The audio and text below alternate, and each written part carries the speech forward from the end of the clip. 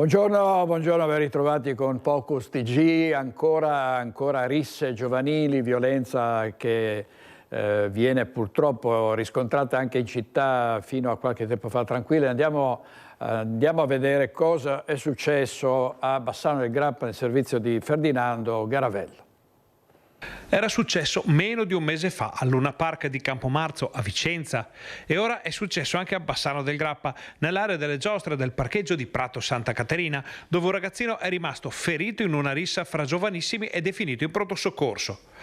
Sul posto sono accorse le forze dell'ordine e ora la polizia locale sta vagliando le immagini della videosorveglianza per fare luce sull'ennesimo episodio di violenza fra minorenni in città. L'intervento tempestivo di carabinieri e polizia locale ci sta permettendo, anche con l'aiuto delle telecamere, di identificare i vari partecipanti a questo gruppetto, un gruppetto in cui un ragazzo, un tredicenne peraltro, di sicuro di seconda generazione, è venuto alle mani, ha colpito prima un ragazzino che è riuscito a fuggire, poi un altro ragazzino amico che ha avuto la peggio e ha preso una botta sulla schiena. Quel che le forze dell'ordine stanno appurando è se lo scontro sia stato organizzato in precedenza, ovvero se i gruppi di giovanissimi coinvolti si siano dati appuntamento, forse per regolare dei conti o per chiarire qualche faccenda rimasta in sospeso. Stiamo parlando di un gruppetto di ragazzini di 13 anni circa, 13-14 anni, e si sta approfondendo se si erano dati appuntamento in questo, come dico, che non era certo un oratorio. L'assessore alla sicurezza conferma che le videocamere e le divise sono indispensabili, ma lancia anche un appello alle famiglie.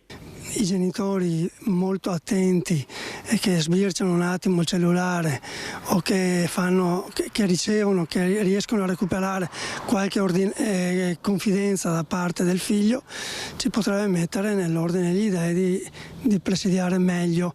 In ogni caso l'area viene considerata un punto sensibile dall'amministrazione e dalle forze dell'ordine, sino alla fine della parentesi delle feste autunnali, e come tale sarà tenuto d'occhio. Sapevamo benissimo che questa è una zona, un obiettivo sensibile, e lo sarà anche nei prossimi giorni sensibili, però è chiaro che i genitori devono fare la loro parte. Il minore, 13enne, 14enne, lasciato a se stesso nella zona in questo periodo, forse è il caso di riflettere che non è il caso di lasciarlo da solo.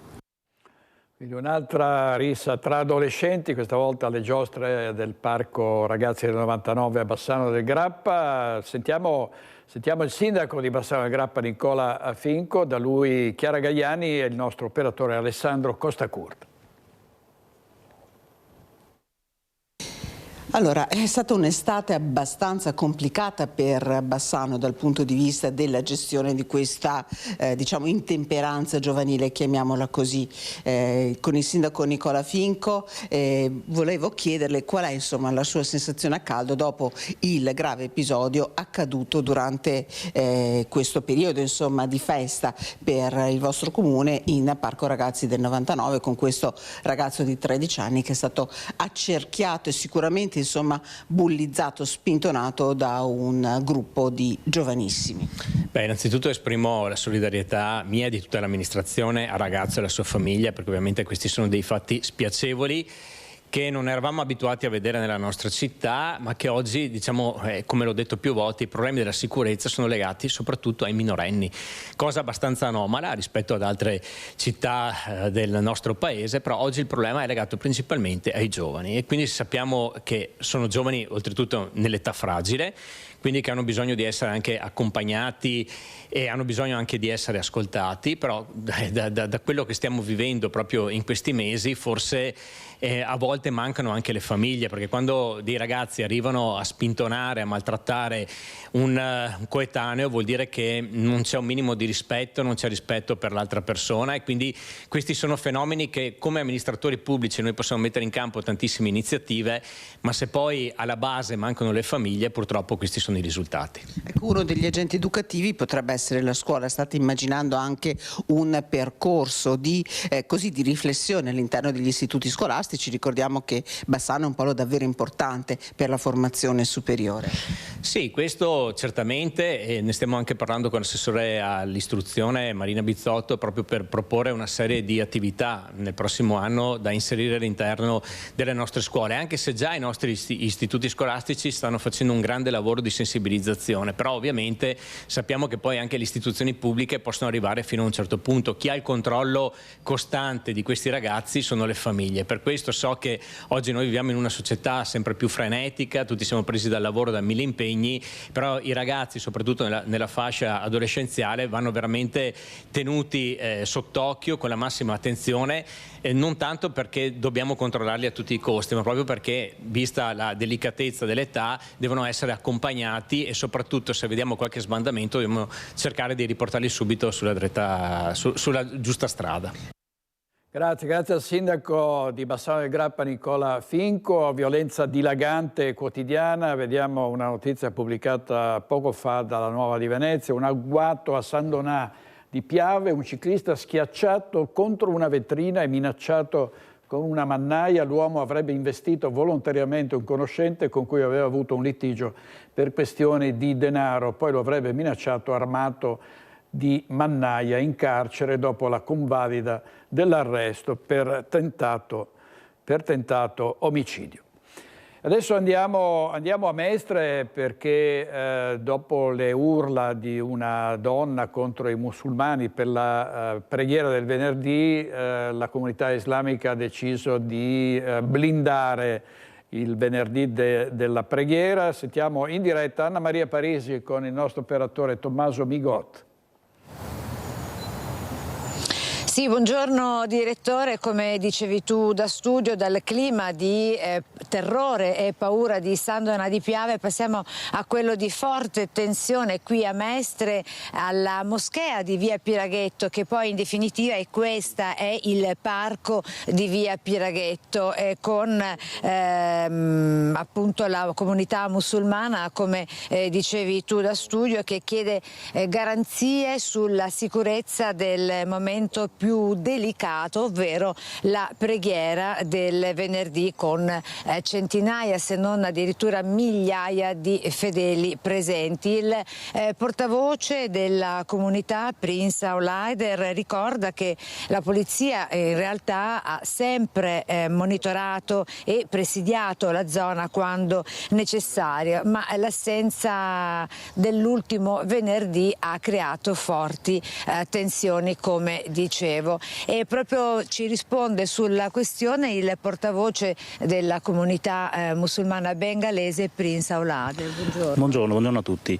Sì, da quando è dal 2022 che facciamo le preghiere qua di fine Ramadan, di ogni fine festività.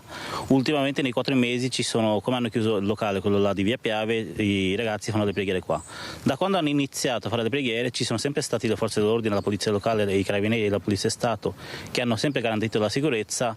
Poi il presidio fisso oppure quello mobile non lo decidiamo noi, lo decide la questura in base alla situazione, quindi se loro ritengono che comunque c'è una situazione di sicurezza non vengono. Io ho organizzato tantissimi eventi con 5-6 mila persone dove non c'era neanche una macchina della polizia, però passano comunque le persone in borghese per vedere un po' la situazione. Se ritengono che comunque c'è una situazione di pericolo, allora mettono i presidi, però è una cosa che decide il questore, è una cosa che decide il prefetto, quindi per me non c'è nessun rischio.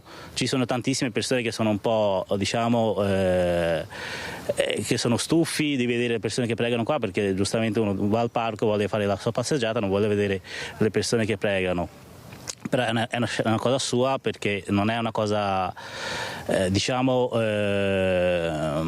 perché uno viene al parco, viene a fare la passeggiata, vede delle persone ogni venerdì, quindi si stufa. Forse più che si stufa non conoscendo magari la questione, perché per quanto nota non tutti ne sono a conoscenza, magari si accendono o riaccendono dei timori, delle paure per una mancata comprensione dei fatti. A tal proposito, prima di concludere, Prince, a che punto siamo con il progetto della moschea, quella proprio chiusa, reale, a parte questa che di facto lo è? Noi stiamo comunque in contatto con le istituzioni, quindi con i comuni, con la polizia, con tutti gli enti, in modo da poter comunque fare una struttura fatta bene, a norma, rispettando le regole. Quindi è un progetto a lungo termine, quindi ci vorrà tanto tempo, quindi non sappiamo, non è ancora niente di concreto, ma ci si sta lavorando, ci sono gli sforzi.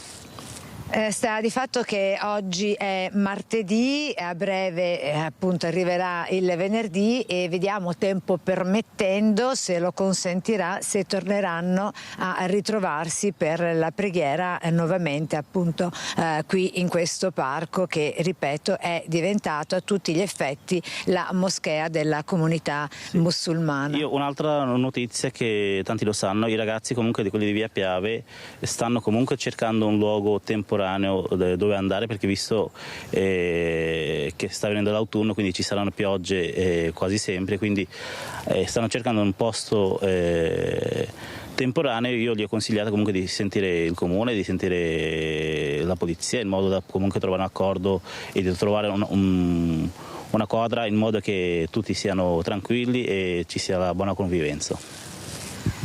Vediamo se questa settimana torneranno a presidiare l'area considerati i timori sia da parte della comunità musulmana che da parte di molti residenti, in particolar modo di questa signora che ha messo in crisi una persona, una donna, ha messo in crisi migliaia di fedeli, quindi se le forze dell'ordine torneranno a presidiare la zona. Direttore, se non hai domande da studio ti restituirei la linea. Grazie. Ringraziando Prince Auleider.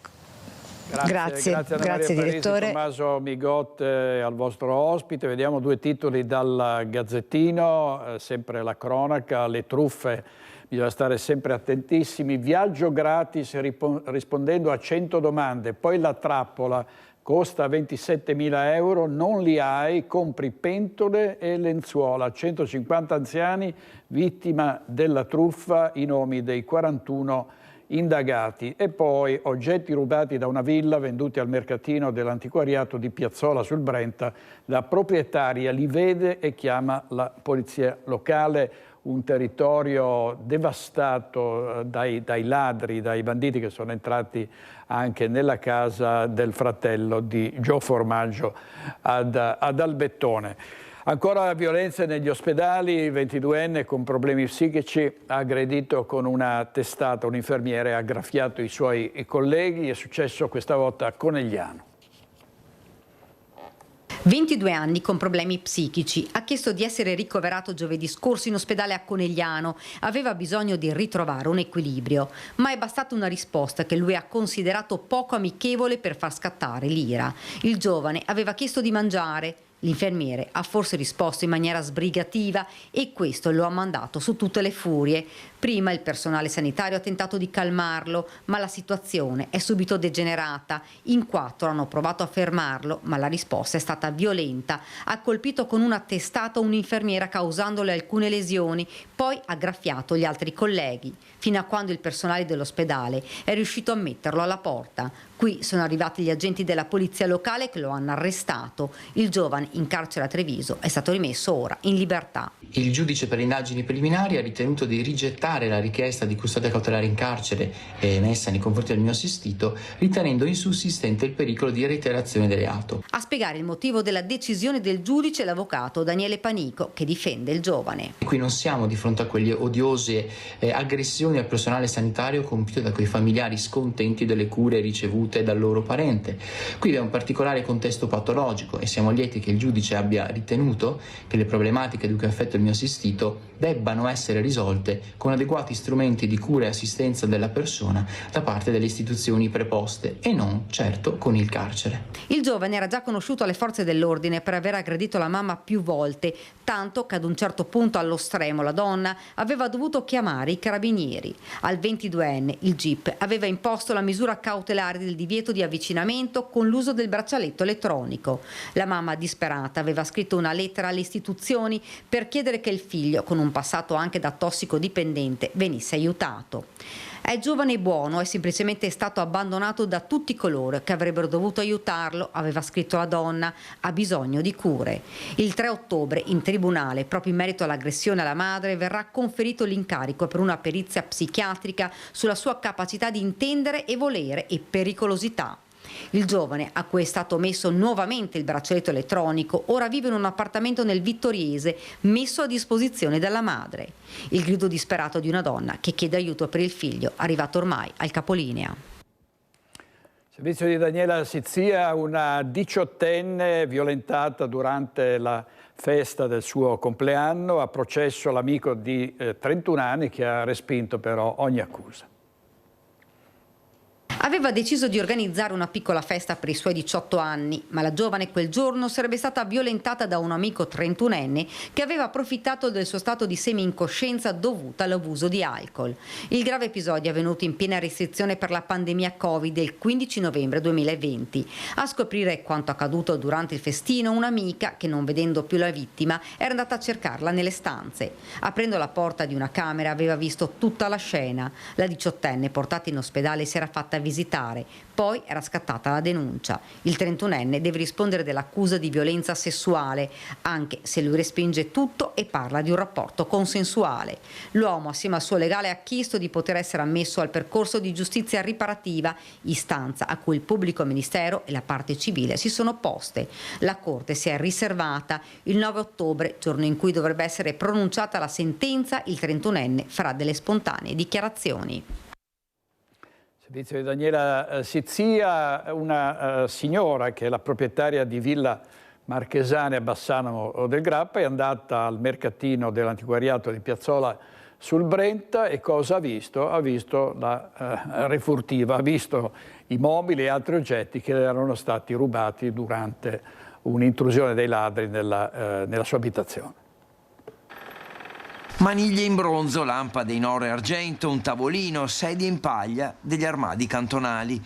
Tutti oggetti che la proprietaria di Villa Marchesane a Bassano del Grappa ha trovato sulle bancarelle di un espositore allo storico mercato dell'antiquariato di Piazzola sul Brenta e di cui ha denunciato il furto nei mesi scorsi e anche in tempi più recenti.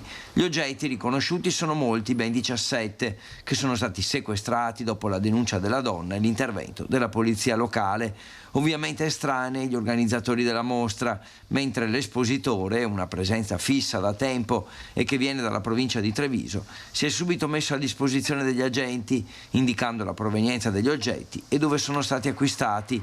La polizia locale ha avviato un'indagine per furto e ricettazione. Il valore degli oggetti sequestrati è di qualche migliaio di euro.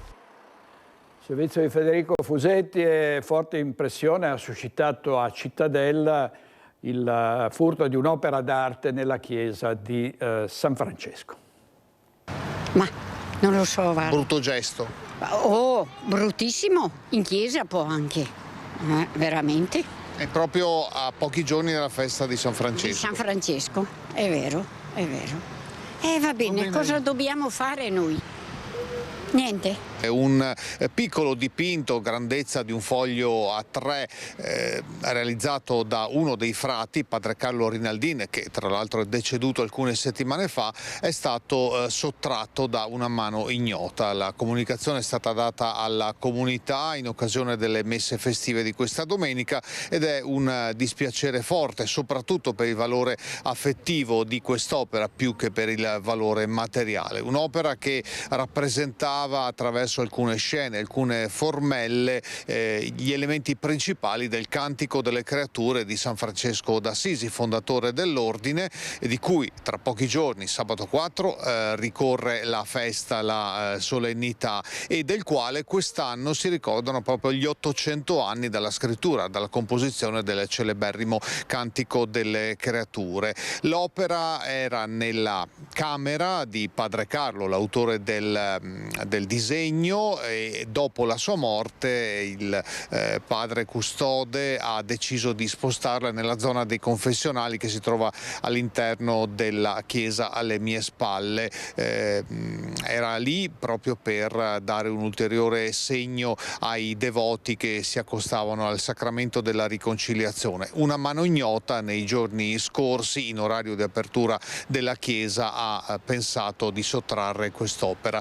Da quello che abbiamo saputo dai frati non è stata sporta denuncia, rimane certo una grande amarezza per la comunità dei frati, ma anche per tutte le persone, i fedeli che frequentano il convento per tanti motivi. Un dispiacere forte per questa comunità proprio nei giorni in cui il Cantico delle Creature e il suo autore San Francesco viene ricordato. Da Cittadella è tutto, a voi la linea. Grazie a Mirko Cavallino. Oggi in regia ci sono Renato Cappoia e Andrea Basso. Ieri sera abbiamo parlato ovviamente sempre e comunque di furti e ovviamente siamo partiti da quello in casa del fratello di Joe Formaggio, che ha deciso di rispondere a questi ladri con una donazione, è stata definita taglia, poi in realtà è stata una donazione. Sentiremo tra poco anche la sindaca di Albettone, ieri sera a Focus, e c'era tra gli altri ospiti anche l'imprenditore Tony Costalunga. Sentiamo. Alla sera 7:30, adesso in quando incomincia l'oscurità, di italiani non c'è nessuno, terrore andare per stare. Ma vogliamo una volta per tutte mettere le forze dell'ordine in condizione di poter usare tutti i mezzi possibili e immaginabili o no? Altrimenti siamo sempre schiavi di 4 criminali, la seconda generazione di ragazzi, perché siamo in 10 in officina, 5 sono extracomunitari, bravissime persone. Il problema è i figli che sono qua, che non vogliono assolutamente adattarsi agli usi e ai costumi nostri. Dobbiamo noi adattarsi loro.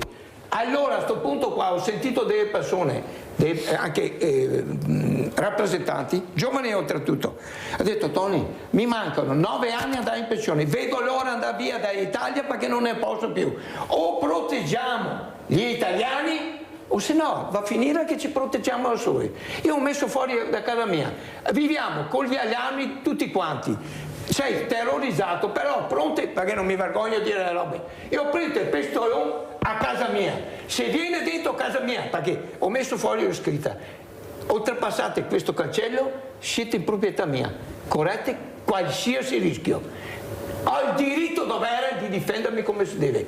Visto che lo Stato non ci difende assolutamente, ce lo dobbiamo fare noi. Vorrei divagare un momentino, perché ha parlato di sanità, hanno parlato perché c'è il disinteresse delle popolazioni e cose del genere. Tante promesse, fatti zero. È logico che le persone non hanno più a votare. Cosa andiamo a fare quando noi altri non contiamo meno delle 2 coppe? Decidono loro, ti promettono bianco e fanno il nero, o viceversa. Vediamo, questo era Tony Costalunga, poi ieri sera ci siamo collegati, vi dicevo, con la sindaca di Albettone, Franca Rigatto, che sentiamo cosa ha detto. Forze dell'ordine non è perché lo Stato ce l'abbia con la nostra zona dell'area berica piuttosto che la provincia di Schio, come stava appunto dicendo il signor Costalunga. Purtroppo ci sono problemi di organico, problemi di copertura finanziaria, sappiamo benissimo che non ci sono fondi a favore appunto delle forze dell'ordine, non ci sono, anche io parlo per una piccola realtà comunale come la mia, la polizia locale l'abbiamo appunto in convenzione insieme ad altri 10 paesi. Lei capisce bene che tipo ad Albettone abbiamo la polizia locale 6 ore a settimana. Come fa a presidiare il territorio? Perché teniamo conto che nei piccoli paesi magari hanno pochi abitanti ma un'estensione molto ampia. Quindi sì, è facile dire servono più forze dell'ordine, ma se manca la pecunia alle spalle è difficile insomma realizzare questo progetto, no? Ovviamente c'è sempre bisogno di risorse finanziarie, è vero, e purtroppo non si riesce anche per questi motivi a rinforzare in termini di uomini e di mezzi le forze dell'ordine, carabinieri e polizia che fanno il possibile, si fanno in 4 su un territorio dove però servirebbero mezzi e persone in più.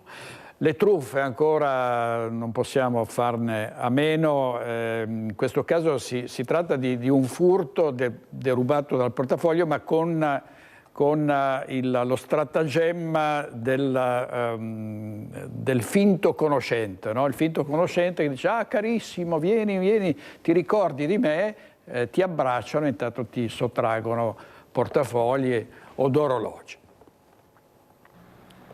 Era uscito in bici per il classico giro della domenica per raggiungere gli amici a Ponte di Brenta quando gli è successo l'impensabile. Bernardo Massaro, 81enne di Busa di Vigonza, è stato avvicinato da una giovane donna che, fingendo di conoscerlo, gli ha rubato con destrezza il portafoglio.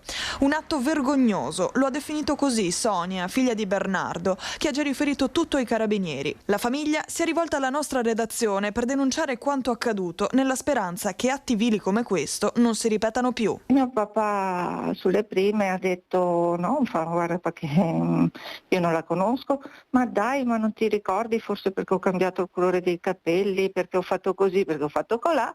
Fatto stacca, ma vieni qua. Allora mio papà pensava di far brutta figura a un certo punto, anche se questo insisteva e diceva: guarda che ti conosco. Ha detto: ma sì, forse mi ricordo. È sceso dalla bicicletta, la fa: vieni qua che ti abbraccio e ti do un bacio, una vita che non ti vedo. È arrivato a casa, il tempo di arrivare, cioè saranno neanche 2 minuti, arrivare sul cancello.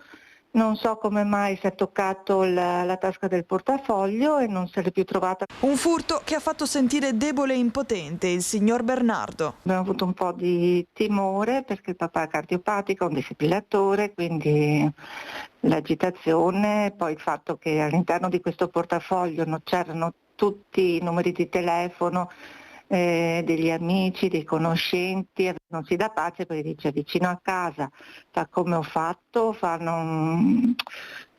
proprio è stato un furto con destrezza perfetto.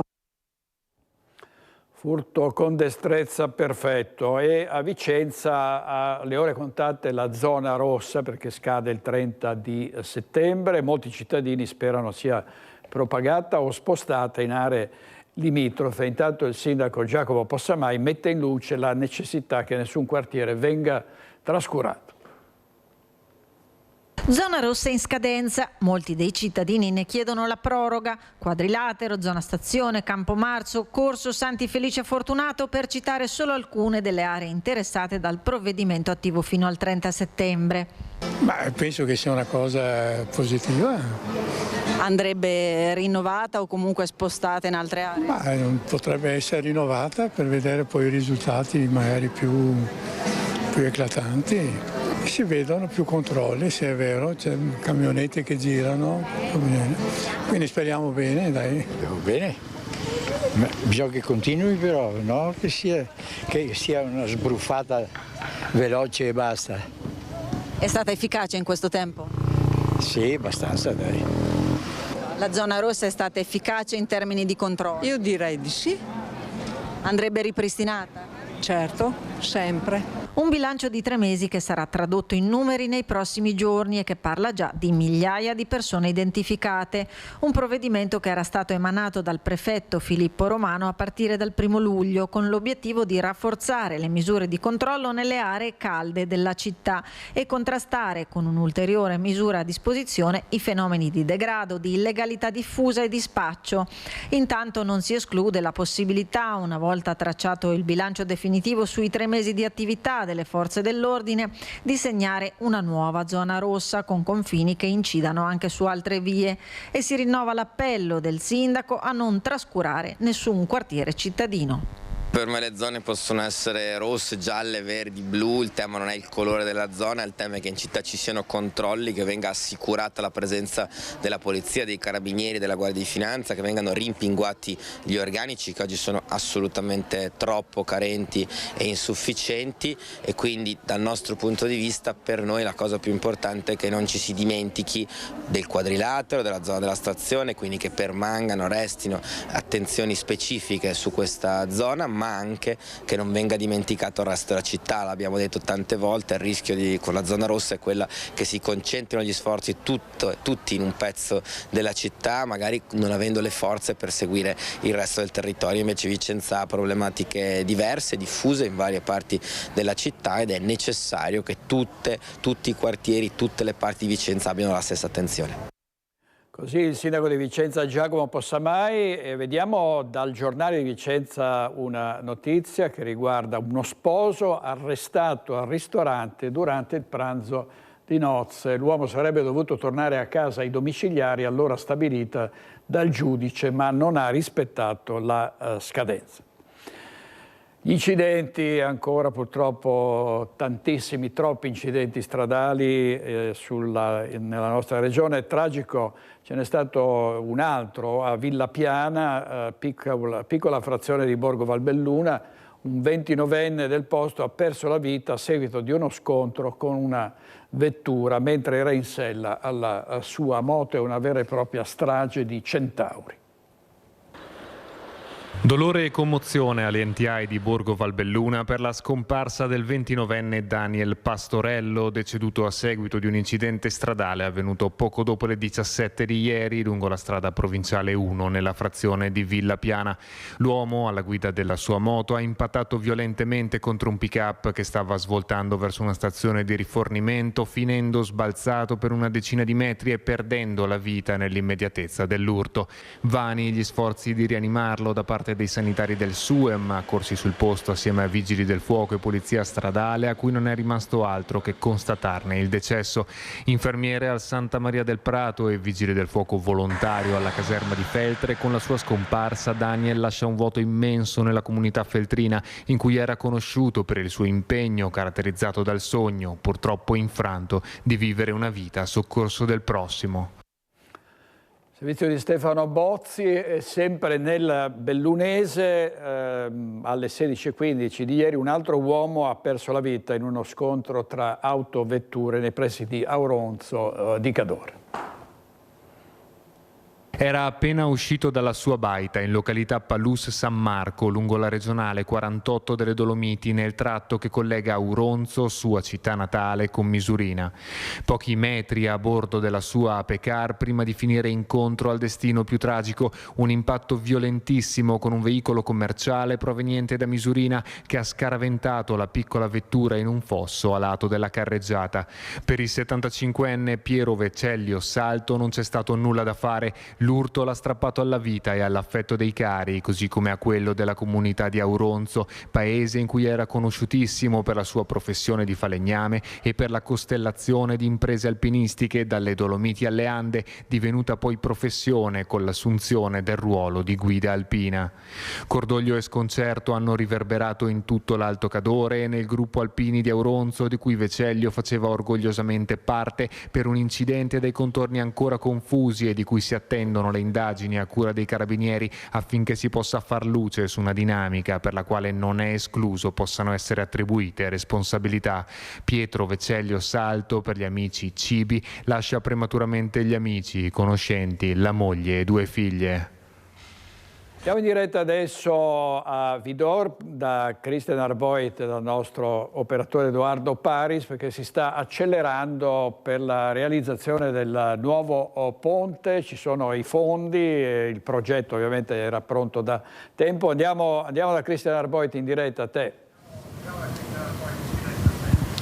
Sì, direttore, buongiorno. Siamo alla Sant'Artemio di Treviso, sede della provincia di Treviso, con il presidente Stefano Marcon, che ci sta mostrando questa mappa interattiva. È una mappa che fa il punto di tutti gli interventi portati avanti negli ultimi anni dall'ente Comune di Castelfranco Veneto, la rotatoria tra la strada provinciale 10 e una via collaterale, il Comune di Vedelago, la realizzazione di un'altra rotatoria e così via. È una mappa interattiva che da oggi è disponibile per tutti i cittadini online. Ci sono sia le rotatorie, sia le intersezioni, sia i ponti, che è uno dei temi più delicati, anche perché dopo la tragedia del Ponte Morandi, presidente Marcon, la provincia si era mobilitata e erano arrivate anche parecchie risorse.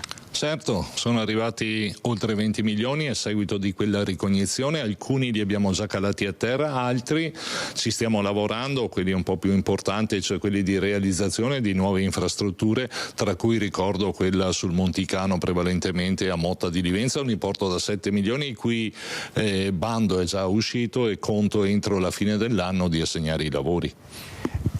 Infrastrutture stradali, c'è poi tutto il tema dell'edilizia scolastica, quasi 100 milioni di euro che sono stati impegnati nell'edilizia scolastica grazie al PNRR. La domanda che le faccio diretta è: quando sarà finito il PNRR? Che cosa accadrà? Quando sarà finito l'effetto balsamico del PNRR? Definiamolo così. Il mio auspicio è che si torni ad avere alcune fonti di finanziamento che consentano di proseguire l'attività di manutenzione oltre che di realizzazione di nuove opere, tanto per l'edilizia scolastica quanto per la viabilità, che sono le due competenze fondamentali per la provincia di Treviso, e quindi auspico una riforma della fiscalità dell'ente provinciale, che oggi è un po' vincolato dall'andamento del mercato dell'auto, e non è detto che ciò non accada.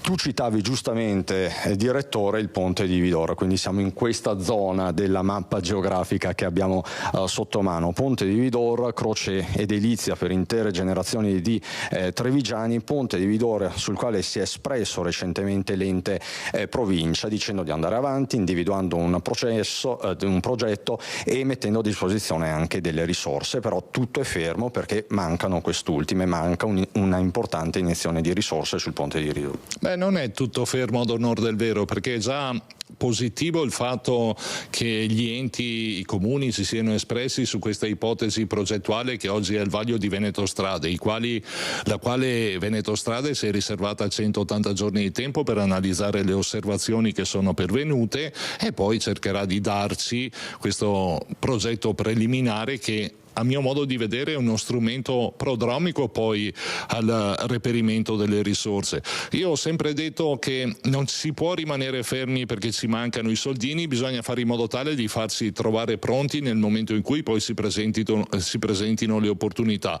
E da ottimista quale sono, proseguo per questa strada perché può essere che qualche opportunità si apra. Lei a Roma dice una cosa specifica: l'ente provincia di Treviso sarebbe pronto a prendere in mano l'intera partita qualora avesse le risorse, quindi l'ente provincia potrebbe proprio subentrare nella progettazione e nel portare avanti il ponte di Vidorra. Questa sarebbe una svolta per certi versi. La provincia non ha alcun tipo di problema a farsi carico della realizzazione.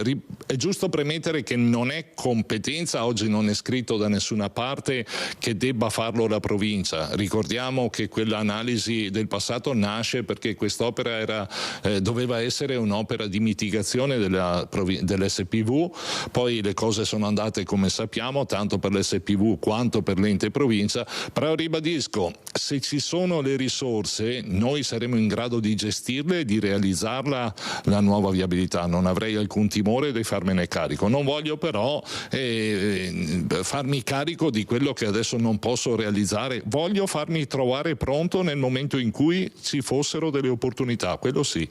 Grazie Stefano Marcon, Presidente della Provincia di Treviso. Dal Sant'Artemio è tutto, con Edoardo Paris, Direttore. Ti restituisco la linea. Grazie a Cristian Raboita, Presidente Marcon. Vediamo una notizia dall'Arena di Verona, sempre riguarda in questo caso il traffico ferroviario. Treni sospesi tra Brescia e Verona, Porta Nuova, tutti i giorni agli orari, dalle ore 5 di sabato 4 ottobre alle ore di lunedì 6 ottobre 2025 e ancora dalle 5 di sabato 18 ottobre alle 5 di lunedì 20 ottobre per consentire lavori di manutenzione e potenziamento infrastrutturale, per cui lo devono tenere presente molti pendolari e molti che viaggiano su questo tratto. A Vicenza, sempre per quanto riguarda il traffico, c'è la lotta allo smog e tornano le limitazioni a partire da domani. Ce ne parla Daniele Garbin.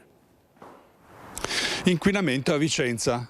La città si conferma tra le più inquinate d'Italia, almeno secondo il rapporto di Legambiente Maldaria 2025, dove viene messo in evidenza lo sforamento di 64 volte del livello di PM10 dall'inizio dell'anno. La città si conferma comunque in buona compagnia tra le altre città della pianura padana.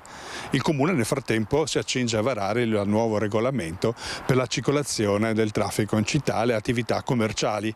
Delle norme che sono anche però oggetto di polemica, visto che la causa dell'inquinamento non sono tanto i veicoli quanto invece le caldaie e gli impianti obsoleti di riscaldamento. Queste comunque le nuove disposizioni. Lotta all'inquinamento, ma la lotta bisogna vedere come la si fa e che obiettivi coglie, perché le limitazioni al traffico si fanno da decenni, ma nell'aprile del 2024 le polveri sottili imperversavano ancora per tutta la pianura padana e Vicenza era seconda in Italia per sforamenti delle PM10.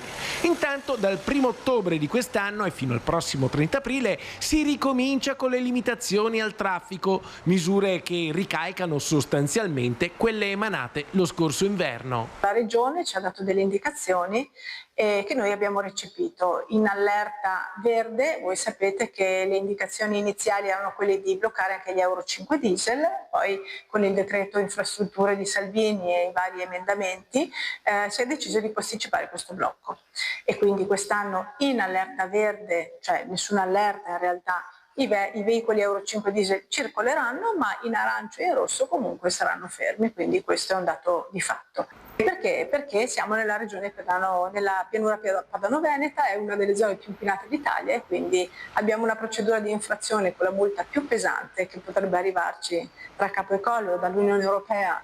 Quest'anno, che si siano sforati i limiti 4 giorni o 10 giorni consecutivi, le limitazioni non cambiano perché il livello rosso prevede le stesse misure del livello arancione. Tutto ciò nonostante sia stato dimostrato che a inquinare siano soprattutto le caldaie, nonostante i limiti alla circolazione non coinvolgano tangenziali e autostrade perché significherebbe bloccare l'economia, nonostante durante il lockdown all'epoca della pandemia i dati abbiano confermato che il traffico cittadino non sia il principale responsabile delle PM10.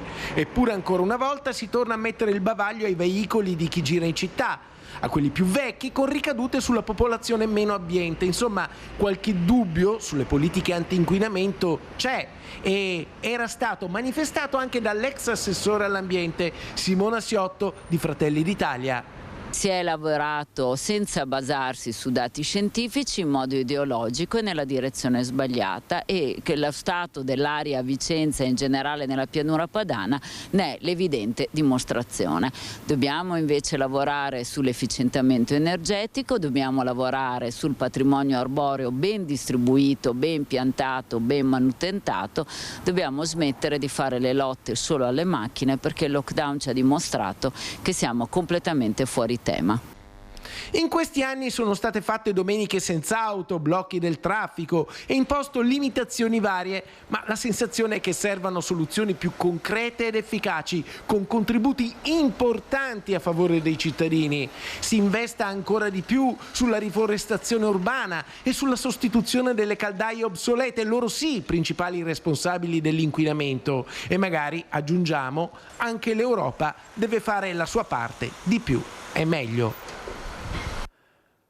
Forse il servizio era di Carlo Alberto Inghilleri, forse potrebbe uscire oggi il nome del prossimo candidato del centrodestra alle regionali del Veneto del 23 e 24 di novembre. In pole position per la Lega rimane Alberto Stefani dopo la vittoria di Francesco Acquaroli ieri nelle Marche. Sentiamo le ultime novità con Fratelli d'Italia che non ritengono che sia già stato deciso di lasciare al Carroccio la candidatura. Quanto è vera, se lei può dirci una parola su questo, l'idea che anche lei stesso possa essere in campo, ne abbiate discusso, questo insomma non era un segreto, ma come capolista in tutte le circoscrizioni delle regionali, quindi Flavio Tosi per tirare il voto di Forza Italia. Quanto è vero, qualora ci fosse Zaia dall'altra parte nella Lega? Cioè quindi sì o no? È vero questa o no? Allora, come se guardate, siete attenti osservatori, fino adesso dell'indicazione di Zaia capolista per la Lega, che è legittimo, e devo dire anche sarebbe stata gente intelligente, perché insomma è una figura che porta sicuramente tanto consenso e quindi ci starebbe. Però se lo vedete a Luca Zaia è stato domandato e fino adesso su quello non ha risposto, ha detto stiamo parlando di tante cose. Anche noi in Forza Italia stiamo parlando di tante cose. Dico che è plausibile che la Lega candidi Luca, anche perché è possibile tecnicamente, candidi Luca Zaia come capolista in tutte le province, è altrettanto possibile che Forza Italia candidi Flavio Tosi capolista in tutte le province. Ecco, e l'uno regge l'altro? Cioè, capisci cosa intendo dire? Che se Questa è una domanda è molto interessante, perché sarebbe il derby. Una risposta vaga e democristiana, può essere. Vabbè, non mi aspettavo. Vabbè, molto interessante, perché... Allora, questo era Flavio Tosi, ieri sera ospite di Ring con il nostro vice direttore Ferdinando Avarino, però vediamo appunto l'attesa del nome del candidato del centrodestra da parte della Lega. Ci siamo, credo che in queste prossime ore avremo il candidato, la condivisione sul candidato e la condivisione ovviamente di tutti i nostri alleati di centrodestra. Sì, credo proprio di sì, d'altronde lui è il candidato in pectore del segretario Salvini, quindi visto che ahimè decide Roma, come sappiamo, e non decide Venezia purtroppo. Più istituzionale il sottosegretario alla giustizia, più amaro l'assessore regionale che da mesi bacchetta il suo partito. Sia come sia, il Carroccio vede il traguardo e con essi lo vede Alberto Stefani. Pochissimo l'ora X che dovrebbe vedere ufficializzato il nome del segretario veneto della Lega come candidato del centrodestra alle regionali. Da Oppeano a Pontida il percorso tracciato da Salvini pronto a essere ufficializzato, Marche o meno. Quanto potrà influire l'esito del voto di queste ore non è dato sapere, ma tutti gli indizi portano ormai al Carroccio. Così non fosse, assisteremmo a un colpo di scena che farebbe impallidire il Sesto Senso e tutti i più famosi finali a sorpresa dei film. Bulldog marcato, nonostante tutto, sta con Stefani, non senza puntualizzare. Devono essere contenti i veneti e io sono un uomo di partito, Stefani è una persona per bene, lo conosco da una vita, siamo entrambi padovani, per cui insomma è sicuramente una buona scelta. Devono essere contenti i veneti. Da mesi ormai dico che avremmo dovuto dare il nome subito, così come le liste, perché non è scontato nulla in politica. Ma lo svelare il nome non scioglierà tutti i quesiti, anzi, c'è da capire quale sarà la reazione di Fratelli d'Italia nel caso di incoronazione leghista. Il coordinatore veneto dei meloniani Luca De Carlo in queste ore insiste: la scelta cifra alla mano spetta a noi. Se Giorgia Meloni me lo chiede, sono pronto. Altro nodo, la composizione delle liste del Carroccio. Quella degli amministratori sembra ormai essere tramontata, come l'idea del tridente, Lega, Lista Zaia e Sindaci, che lo stesso Marcato aveva lanciato. Le liste sono pronte? Ma mi dicono di sì. Aspettiamo anche lì l'ufficializzazione, perché sai, in politica è la via dell'impossibile, per cui fare previsione è sempre un azzardo. Azzardo come non averlo tra i candidati. L'ultimatum su una corsa solitaria non è ancora stato ritirato. Servizio di Nicola Zanetti, sentiamo cosa ha detto ieri sera a Focus Alberto Villanova. Di sì, assolutamente, insomma stiamo lottando con le unghie e con i denti per avere questa candidatura da tanto tempo, ma penso che quello che si evince dalle elezioni nelle Marche è che quando il centrodestra lavora unito e riesce a fare squadra porta a casa il risultato, anche se i sondaggi che noi vedevamo sulla stampa fino a ieri praticamente erano tutti sondaggi che davano un testa a testa serratissimo tra i due contendenti. Dopo, quando si va a votare, effettivamente si vede che le cose non stanno così.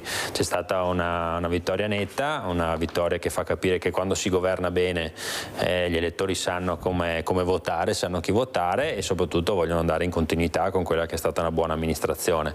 Penso che sia un buon viatico anche per il Veneto, dove insomma ci sono 15 anni di amministrazione Zaia, che penso abbia dimostrato di aver saputo governare bene il Veneto, di averlo fatto grande, di averlo fatto tornare in cima all'agenda politica nazionale, e quindi confidiamo insomma che il centrodestra porti a casa anche questa battaglia elettorale. Questa battaglia elettorale, ieri sera Alberto Villanova a Focus. Torniamo alla cronaca, andiamo da Francesca Bozza a Villorba e stiamo sempre parlando di furti e spaccate. Sentiamo. Sono ancora visibili le conseguenze della spaccata che si è verificata qualche notte fa qui in Viale della Repubblica. Siamo a Villorba davanti al bar di Francesca Bruniera, bar che è stato visitato per la seconda volta in pochissimi mesi. Un bar di nuova apertura, Francesca lei lo ha aperto a gennaio ed è già la seconda volta che accade una cosa del genere. Sì, è già la seconda volta che vengono a trovarmi e non ho parole, ecco, non so neanche cosa dire. Lei è più amareggiata, più esasperata? Sì, perché non pensavo una cosa così di nuovo in pochi mesi. Ecco, tra l'altro va detto che non sono entrati questa volta, parliamo di un tentato furto, o sbaglio Francesca? Sì, un tentato furto, non sono entrati e hanno provato ma non ci sono riusciti. Diciamo che hanno usato una violenza inaudita per certi versi, perché questa è una porta, me lo conferma, antisfondamento, e questa porta lei l'aveva già sostituita a gennaio di quest'anno. Sì, l'ho sostituita a gennaio di quest'anno, dopo l'altro furto. Era completamente nuova, messa nuova, e adesso è da rimettere nuova per la seconda volta. Ecco, possiamo quantificare il danno, sono diverse migliaia di euro. 4.500 euro di danni anche questa volta. E fortunatamente non hanno portato via niente. L'altra volta invece erano riusciti a introdursi e avevano sportato cosa e quanto? Soldi, un po' di soldi di incasso e il portamonete. E senta Bruniera, a questo punto, prima dicevamo, è inevitabile, dovrà installare delle telecamere, correre ai ripari in qualche maniera, perché qui non ci si sente sicuri. Sì, sicuramente metterò delle telecamere a breve. Faccio tutte le mie domande per essere in regola e mettere delle telecamere, poi vediamo se tornano e chi sono. Si sente di lanciare un messaggio a queste persone e lei a livello di sensazione pensa siano le stesse che hanno colpito l'altra volta?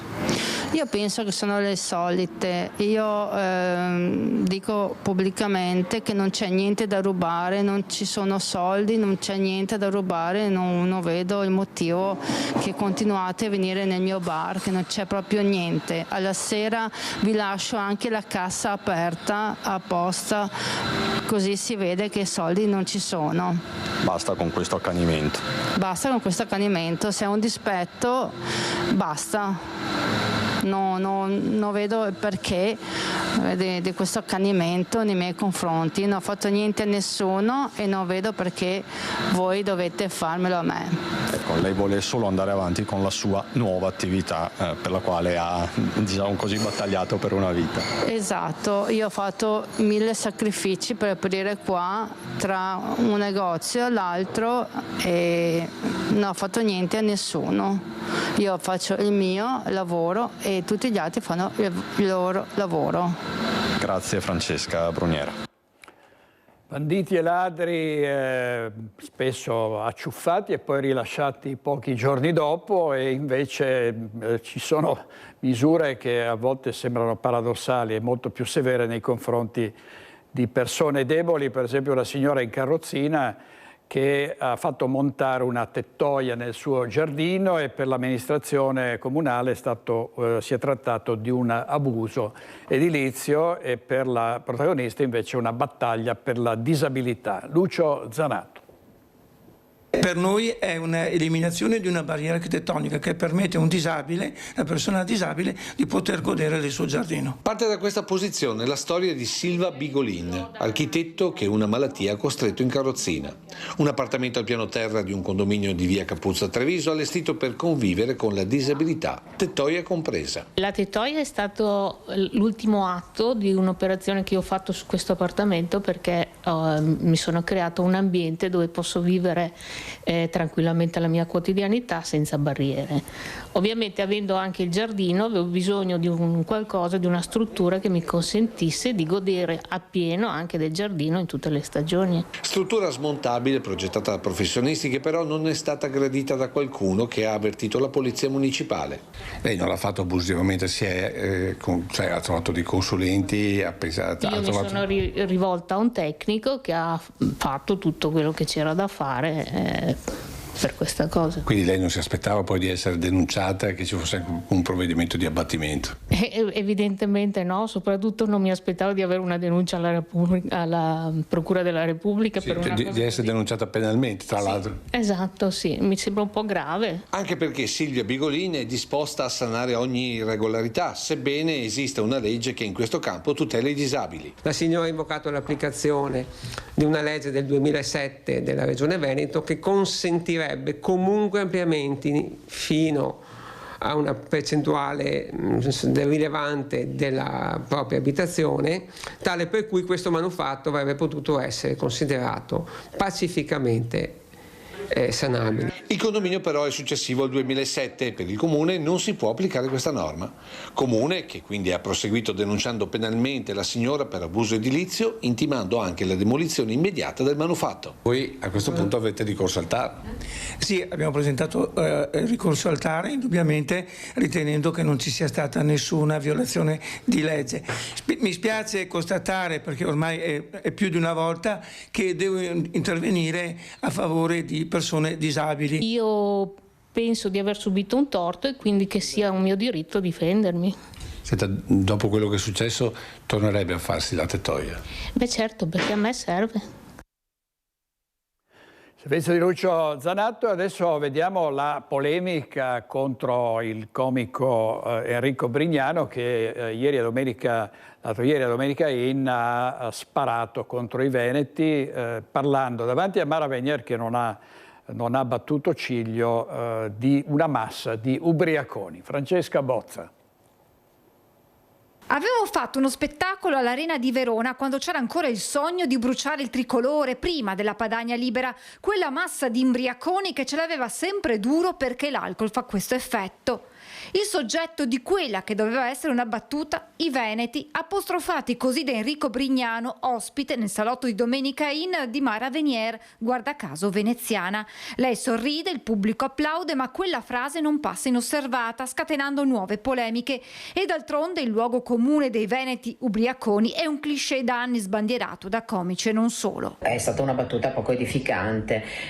Già ci aveva provato Toscani a dire che i veneti erano degli imbriaghi e questo ovviamente non ha fatto sicuramente il gioco di Toscani, ma io penso che bisogna avere rispetto per tutta la popolazione e definirlo, anche se con una battuta in modo così, diciamo così, volgare, non fa sicuramente ridere, ma penso che anche sia di danno per il popolo veneto, quindi senza nulla togliere alle battute di un comico, il rispetto per una popolazione che da sempre lavora e fa fatica in questo paese e anche comunque ha dei buoni risultati come una regione che comunque è tra le prime anche per prodotto interno lordo. Credo che sia importante rispettare il Veneto e non fare battute gratuite. Ancora un episodio di razzismo contro i veneti. Brignano forse non sa che il Veneto produce ricchezza, PIL e paga tasse molto più di altre regioni. Giusto 2 giorni fa la CGIA di Mestre ha pubblicato uno studio secondo il quale il Veneto cresce in termini di PIL più di tutti gli altri, tanto da tornare ad essere definita la locomotiva d'Italia. È la dura reazione del leghista Villanova. Quello che abbiamo sentito dire da Brignano è stata una vergogna in diretta nazionale.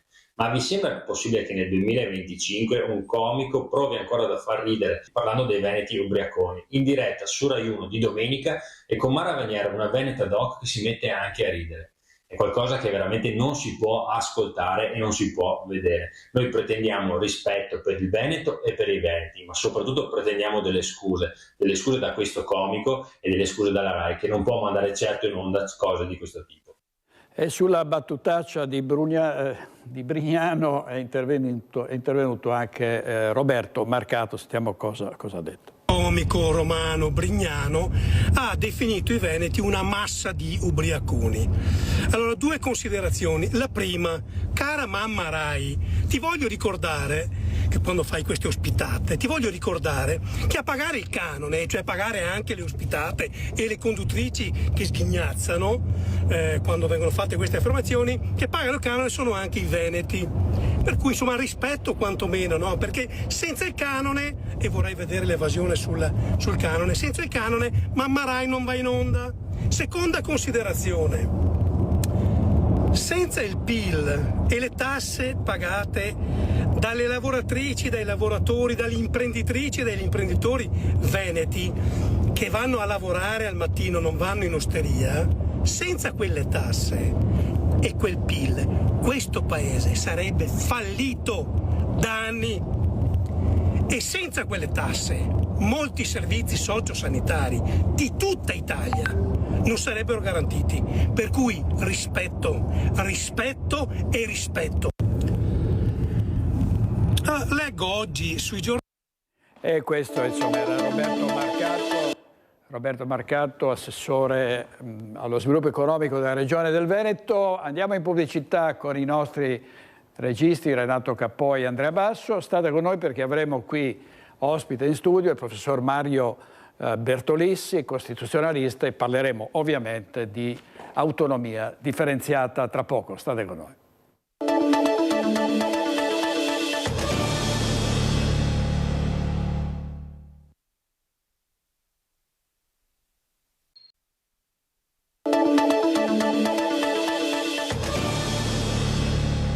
Di nuovo in diretta con Focus, saluto e ringrazio moltissimo il professor Mario Bertolissi, costituzionalista. Professore, grazie, bentornato. Grazie a lei. Grazie molte. Autonomia differenziata, pubblicato da Giappichelli, Materiali controcorrente, il nuovo libro del professor Bertolissi. Ne ricordo un altro sull'autonomia che era stato pubblicato da Marsilio. Professore, è un libro che è sconfortato, no? E in qualche modo sconfortante, perché il 22 ottobre saranno 8 anni dal voto del referendum per l'autonomia differenziata e ci sono ancora neanche più pali tra le ruote, ci sono cavalli di Frisia, potremmo dire. Ecco, proprio in ragione di quello che lei ha detto adesso, si capisce come sotto l'etichetta autonomia differenziata ci stia certo anche l'autonomia differenziata o comunque quel complesso di competenze, di risorse correlate eventualmente richieste dalla regione interessata, che, lo dico subito, ho sempre sostenuto la tesi e dimostrata che l'unica regione interessata è il Veneto, le altre non c'entrano niente, tant'è vero che hanno impugnato la legge Calderoli. Ecco. Ma dicevo, non bisogna fermarsi a questo profilo, perché questo è un problema che fa parte di un insieme, e cioè del modo secondo il quale la Repubblica affronta i suoi problemi, vari problemi, e cerca di risolverli. Allora questo è parte di un discorso più grande, e questo libro l'ho fatto per documentare innanzitutto quello che a me è accaduto di realizzare. Dico subito che l'ho potuto fare in una libertà assoluta, perché la Regione, quando mi ha incaricato anche di difenderla davanti alla Corte Costituzionale oppure in altre circostanze, non mi ha mai detto che cosa dovevo fare. Questo è un riconoscimento che mi sento di dover dire, perché non è che dovunque accade questo. Quindi quando Renzo Tramaglino nei Promessi Sposi, dopo aver passato l'Adda e viene terra di San Marco, dice terra di libertà.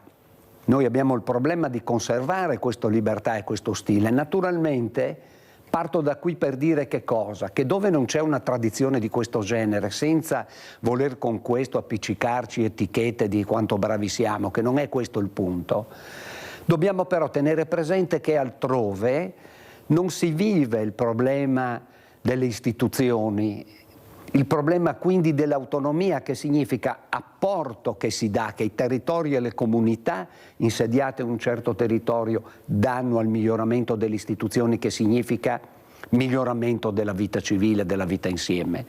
è tutto che si tiene. Quindi si sbaglia quando si pensa che questo sia un argomentino e uno dice ah che stufa che ho, non è stato portato a casa niente. Direttore, mi sono fatto questa domanda, per quello naturalmente che ho anche scritto quanto mi è costato, tra l'altro, solo per fare gli indici un mese di lavoro da staccanovista. Ma se io facessi la domanda a chi magari è là che mi ascolta, ditemi per favore quale tentativo di riforma è riuscita a ottenere un risultato positivo. Se parliamo dell'autonomia dei territori, dice niente qualcuno a qualcuno il partito dei sindaci?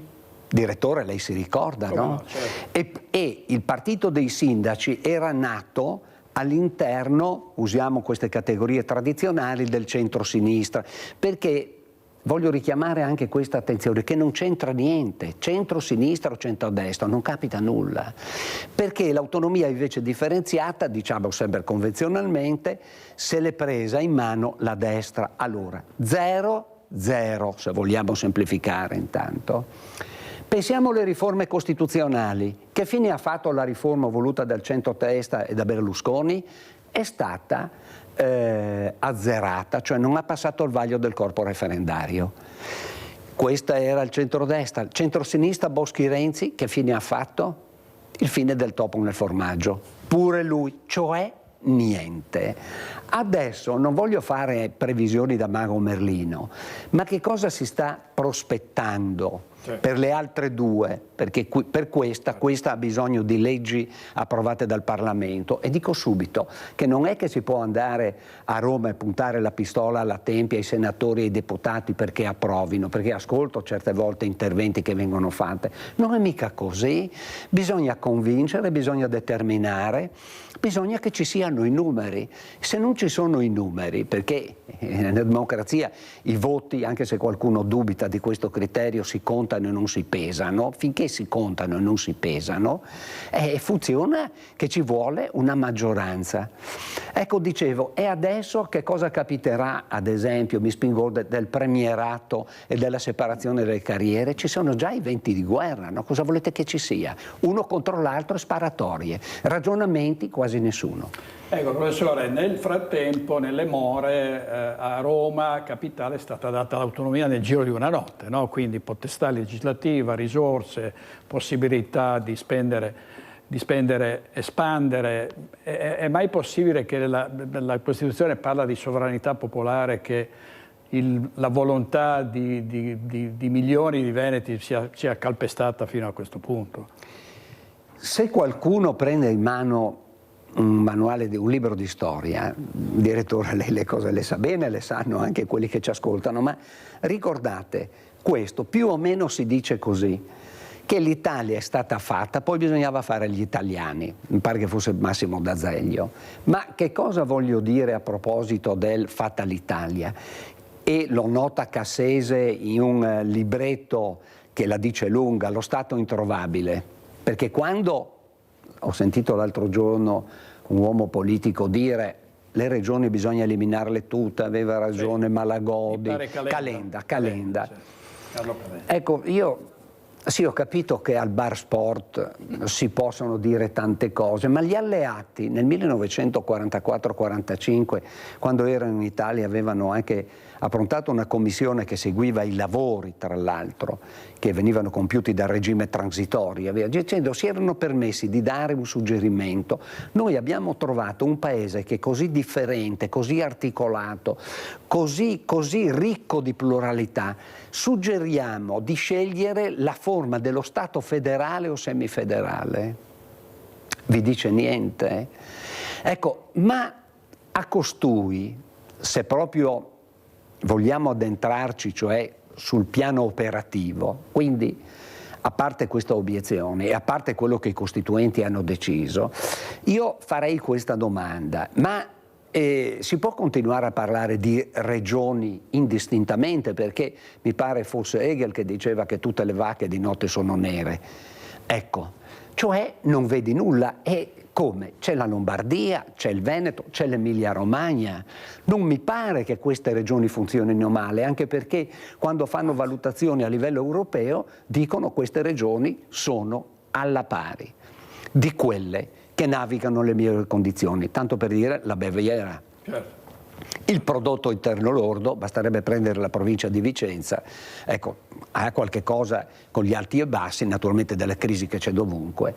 Ma secondo voi si può parlare così genericamente al bar sport, a meno che, sì, può darsi che ti espellano, anche ti buttano fuori anche dal bar sport, visto il tenore delle considerazioni, senza distinguere una regione da 10 milioni di abitanti come la Lombardia e una regione da 300.000 abitanti come il Molise, che è stata ricostituita dopo aver modificato la norma costituzionale perché escludeva che si potessero costituire regioni con meno di 1 milione di abitanti. Se noi non osserviamo la realtà, evidentemente finiamo per parlare così a caso. E se mi consente solo un dato, direttore, mi riferisco a ciò che il Sole 24 Ore, ecco, così, che è il quotidiano tendenzialmente diciamo tendenzialmente di Confindustria, indipendente, nel senso che non è lì che ecco così. Allora che cosa è che ha ricordato? Ha ricordato i dati elaborati da Gimbe. Gimbe è un istituto, no, che si occupa soprattutto di sanità, e io quando ho ascoltato il suo leader parlare di autonomia differenziata ha sempre esposto opinioni molto critiche nei confronti dell'autonomia differenziata, perché secondo lui e secondo la Vulgata avrebbe incrementato delle diseguaglianze. Bene, dice niente a Gimbe quello che Gimbe stesso ha constatato, e cioè che anche quest'anno, perché se non è prima, secondo e terza siamo sempre lì, il Veneto, a proposito dei livelli essenziali di assistenza, è primo in classifica per sua ammissione. Allora, se voi mi dite, telespettatori, le liste d'attesa, questo, quest'altro, quell'altro, se volete io comincio adesso a fare delle critiche e finisco domani mattina. Ma il paragone noi non possiamo farlo con le situazioni personali o con ideali che non esistono. Noi dobbiamo confrontare ciò che esiste con ciò che esiste. E se Gimbe ha messo il Veneto prima, nonostante le cose non vadano bene, accedo, vuol dire che le altre parti vanno peggio. Quindi almeno ci vuole questo minimo di onestà intellettuale. E adesso arriva un altro dato del Sole 24 Ore, che è significativo perché interessa ai cittadini. L'addizionale IRPEF, lei sa che non è mai stata attivata. Non mi importa niente del perché e il per come. Il punto è che la Regione, diciamolo pure, il Presidente in carica non ha mai voluto, e il conto della serva ti dice che ogni anno sono rimaste nelle tasche dei cittadini del Veneto centinaia di milioni, non so se forse 1 miliardo circa. Ma scusate, allora prendiamo la classifica che c'è nel Sole 24 Ore. Sapete dove sta a proposito dell'addizionale, del prelievo? All'ultimo posto, vuol dire il minor prelievo possibile. Allora, io qui adesso non intendo con questo collegarmi a maggioranze e opposizioni, no, sto dicendo solo che in questo territorio ci sono dati di questo genere, ci sono situazioni che hanno riguardato tra l'altro destra, sinistra e centro, e qui mi fermo perché mi riferisco alla consultazione referendaria del 22 ottobre 2017. È noto a tutti che il voto è stato trasversale. Tutti hanno votato per l'autonomia. Il problema quindi è un problema di tradizioni, di aspettative, e purtroppo, scusi direttore se aggiungo un'altra cosa, lei sa, io l'ho anche scritto su un articoletto così, che fanno Roma capitale con lo statuto, potestà legislativa, ma non l'hanno mica chiesto ai romani se vogliono avere un istituto, né per il ponte di Messina l'hanno chiesto ai siciliani. Qui invece, cioè significa cosa? A prescindere da riusciranno i nostri eroi a fare miracoli, io mi auguro di sì, ma il punto è che lì non hanno chiesto niente, hanno calato dall'alto. Qui invece è partito dal basso e non hanno calato niente, nel senso che da noi tutto deve essere calato dall'alto e dopo le cose non vanno a finire bene. E tra i capitoli che ho visto in questo libro Autonomia differenziata, materiali controcorrente, pubblicato da Giappichelli, c'è quello intitolato La comica dei LEP, no? Sì. Mi prendo la responsabilità di quello che ho scritto, di quello che dico. E aggiungo anche questo, che la prima metà del libro è formata da una serie di saggi che io avevo scritto e poi c'è tutta la vicenda che si è svolta davanti alla Corte Costituzionale. E quindi io, tra l'altro, il lettore, che non ci sarà perché lì bisogna studiare, purtroppo fatica con 2 C per sottolineare l'impegno che ci vuole, constaterà l'eventuale lettore che lì non c'è una coerenza assoluta, nel senso che io sono stato sempre fedele al punto di partenza, che significa l'autonomia è un valore, l'autonomia è il mezzo attraverso il quale si assicurano, si tutelano e si potenziano innanzitutto la libertà e la dignità della persona. Dove non c'è rispetto della persona e dei corpi intermedi, lì non c'è poi spazio per la diffusione, l'ampliamento e il rafforzamento delle libertà. Scusi, lei mi aveva chiesto adesso che mi sono... Per i LEP, diciamo, la comica dei LEP. Allora, no? perché appunto. Allora, in questo contesto, nel contesto cioè delle libertà e dei diritti, si tratta di anche realizzare l'eguaglianza tra il cittadino che abita nel Veneto, il cittadino che abita, facciamo l'esempio della sanità, in Calabria. Questo è un compito dello Stato. Questo compito grava sullo Stato dal 1 gennaio 1948, perché quando hanno introdotto il LEP, l'EA, nel 2001 non hanno fatto nient'altro che specificare il principio costituzionale di eguaglianza. Che cosa avrebbero dovuto fare i vari governi, semplicemente preoccuparsi di questi squilibri territoriali. Guardi, direttore, che tutto questo è nei materiali elaborati dalla Commissione Economica che ha lavorato nel 1946 per preparare i materiali per i lavori dell'Assemblea Costituente.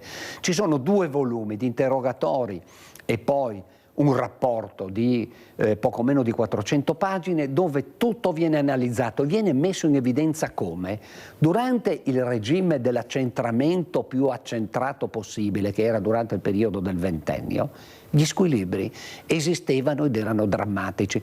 Penso che qualcuno abbia in mente i sassi di Matera e che cosa era Matera prima che andasse De Gasperi e qualche altro a vedere la condizione disumana in cui vivevano. Non era capitato niente. Perché? Perché è un problema culturale.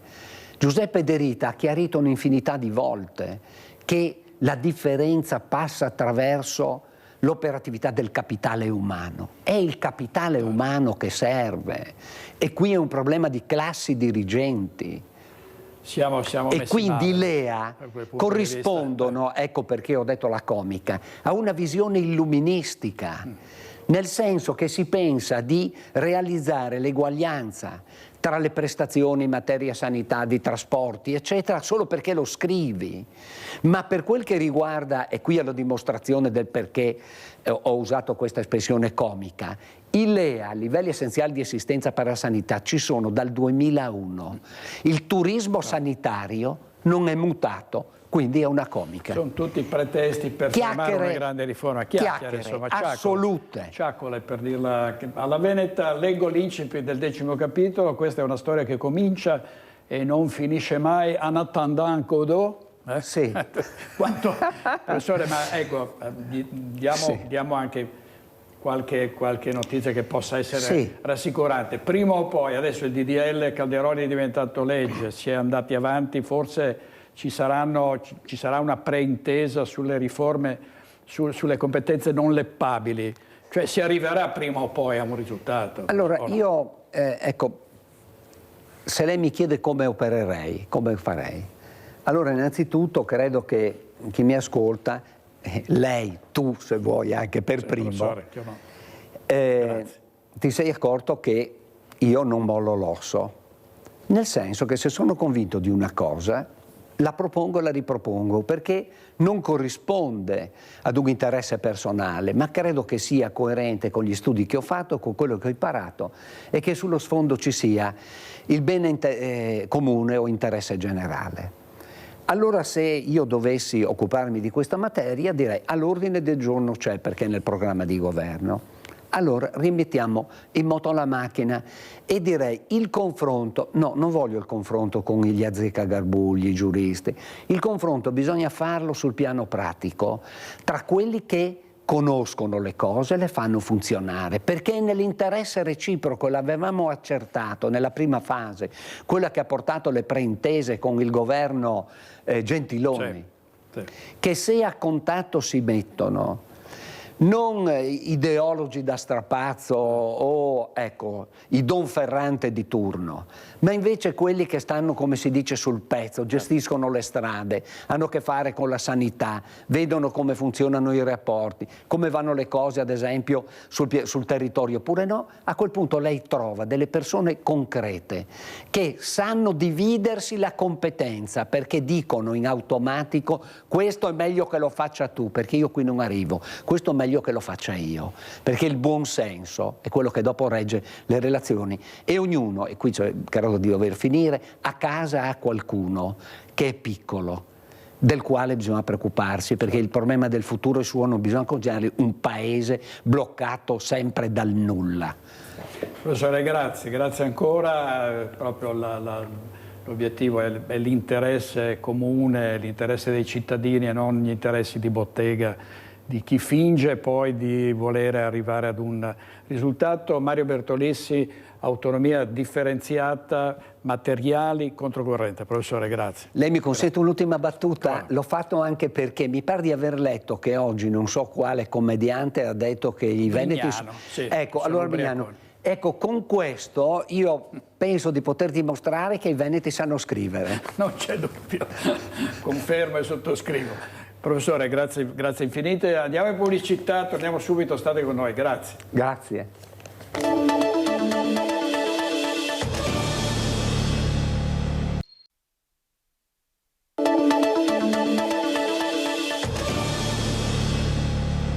Dopo quella femminile anche la nazionale maschile di volley ha vinto il titolo mondiale, il secondo consecutivo, il quinto della sua storia.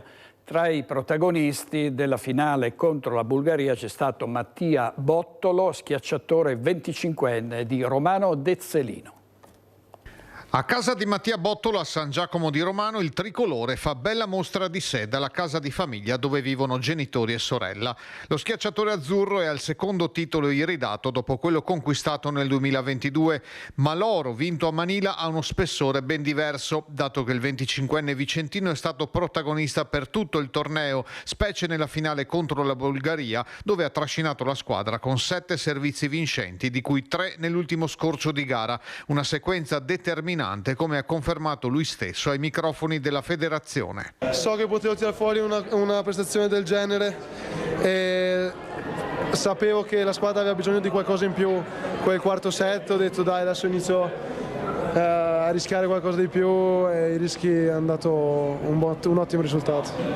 Bottolo sarebbe dovuto restare in panchina a disposizione di coach De Giorgi, ma l'infortunio del compagno di squadra Daniele Lavia gli ha aperto le porte del sestetto titolare. L'oro al collo è un orgoglio anche per il suo paese. In effetti vedere un nostro concittadino nel gradino più alto del podio ai mondiali di volley è stata una cosa eccezionale, ma soprattutto il fatto che si sia ripetuto a distanza di qualche anno ha fatto sì che questa eccezionalità diventasse un qualcosa di ulteriore, e soprattutto sapere che il Team Italia è campione del mondo di volley per la quinta volta ed è l'unico paese ad essere stato così tante volte sul primo gradino del podio. Cresciuto nel volley bassano, Bottolo ha giocato in Serie A1 a Padova e da 4 stagioni milita nelle fila di Civitanova. Servizio di Mirko Cavallin, vediamo Claudio Baglioni in concerto in piazza San Marco il 29 di giugno 2026 per l'apertura del suo grande tour La vita è adesso. Sarà la prima di 40 tappe di un progetto musicale dal vivo che celebra i 40 anni dell'album più venduto di sempre in Italia, La vita è adesso, il sogno è sempre, così è intitolato. Soddisfatto il sindaco Luigi Brugnaro, il 29 giugno Piazza San Marco accoglierà, dice Brugnaro, una serata indimenticabile con uno dei più grandi protagonisti della musica italiana, che partirà proprio da qui per un tour attraverso la penisola. Un evento unico in uno dei luoghi più iconici del mondo per celebrare insieme la bellezza della musica. Un'occasione per vivere, ha detto ancora Brugnaro, a Venezia in un'atmosfera magica, con il cuore aperto all'emozione e al rispetto per la nostra città. Diamo gli ospiti di questa sera a Focus, non perdetevi la puntata dalle 21:15. Claudio Borgia, Giorgio Denardi, Mario Fabris, Jonathan Montanariello, Andrea Nardin, Leonardo Padrin, Antonino Pipitone e Cristian Zara. È tutto per oggi, grazie ai nostri registi Renato Cappoi e Andrea Basso. Ci vediamo stasera alle 21:15. Buona giornata, arrivederci.